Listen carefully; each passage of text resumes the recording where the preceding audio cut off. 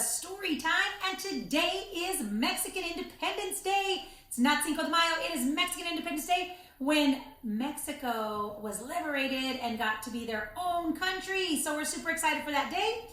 And tonight I'm going to read to you, I might sing.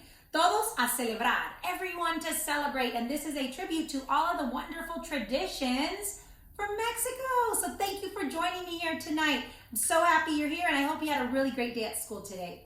Hola comunidad de Greenfield, soy Superintendente Galván, aquí con ustedes del sitio escolar de Greenfield con felicidades, es el día de independencia de México. Qué bien, ¿verdad? Y hoy, esta noche voy a leer una historia que dice, todos a celebrar, son cosas sobre México, nuestro lindo país de México, y vamos a celebrar con costumbres de México aquí en este libro. Ojalá que ustedes tuvieran un fantástico día y que están disfrutando ahí en sus casas, listos para vivir una historia. So, gracias por estar aquí. Thanks so much for joining me. Everyone to celebrate. So let's see what we can learn. This book is written by Dr. Maria Alma Gonzalez Perez. So thank you, Doctora, for writing this book for us. So here we go. It's an alphabet book too, so you're going to get to hear a little bit from each one. So this is A. A is para abrazo. The abrazo or embrace is a warm greeting, especially when one has not seen a family member or a loved one in quite some time.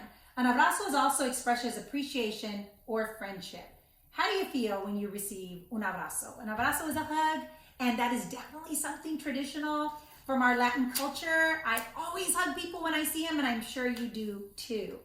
B is para bendición.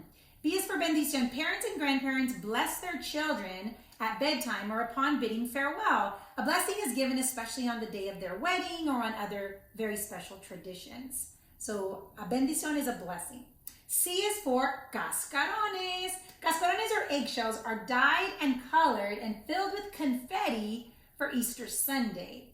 And then children break those cascarones on people's heads. So I don't know if you remember that, but that is quite fun. I do it in my family.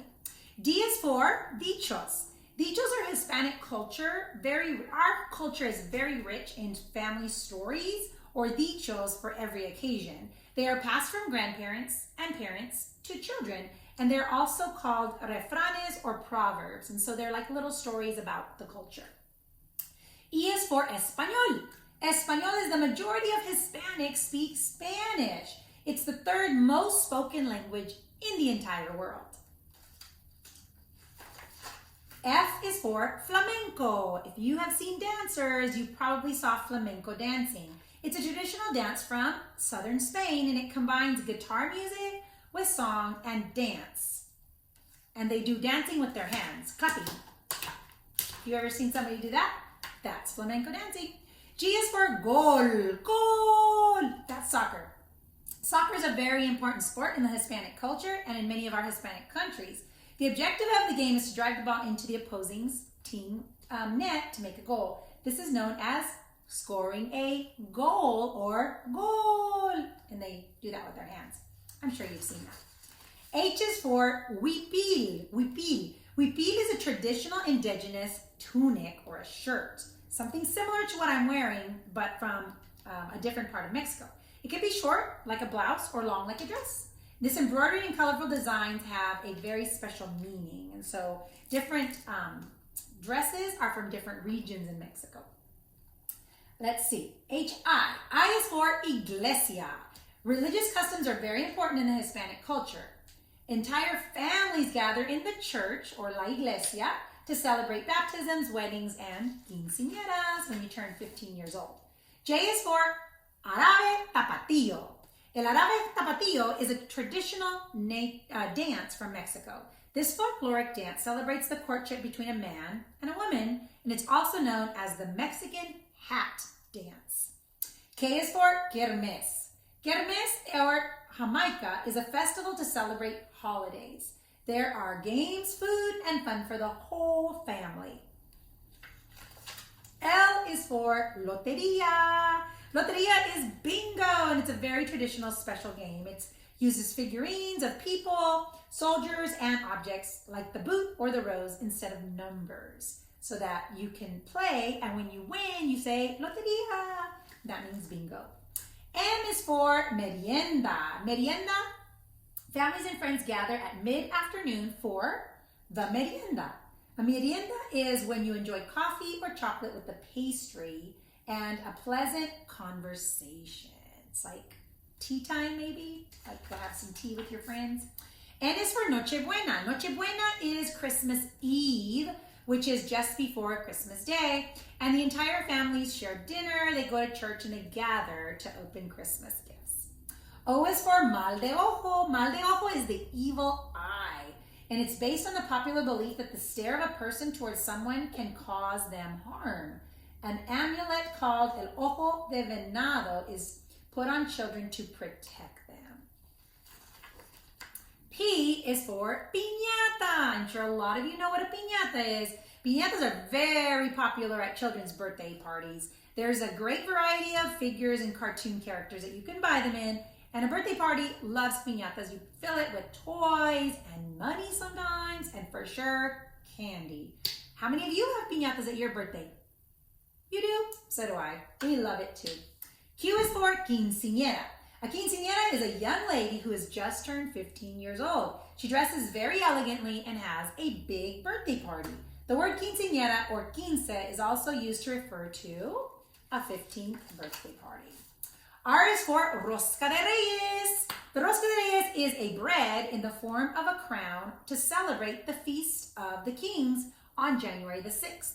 Within it, you can find one baby, which is supposed to be religious, and baby Jesus. And if you find it, you have to do something special for all the people that cut that bread with you. S is for serenata. Serenata or serenade is a gift of music from mariachis. Oh my goodness, we love mariachis. To a sweetheart or to a mother. They sing several songs in front of a window or a balcony, and it's usually at midnight. T is for tamalada. Tamalada is a gathering of your family and your friends at your house where friends make tamales. So that's called a tamalada. And tamales are served on special occasions like parties and for Christmas time. U is for usted.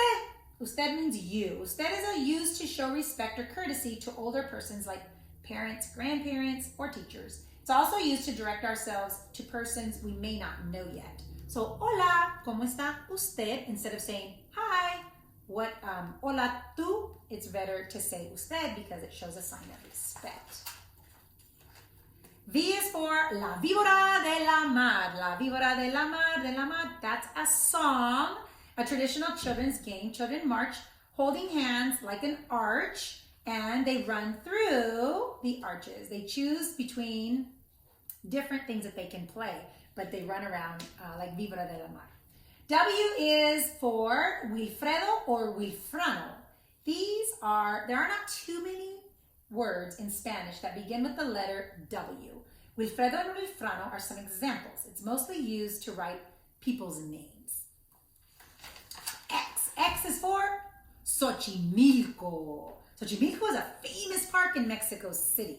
It's known for its floating gardens or chinampas. Families enjoy rides on a little flat-bottom boat known as trajineras. Y is for yerba mate. Yerba mate is a tea made from the native tree in South America.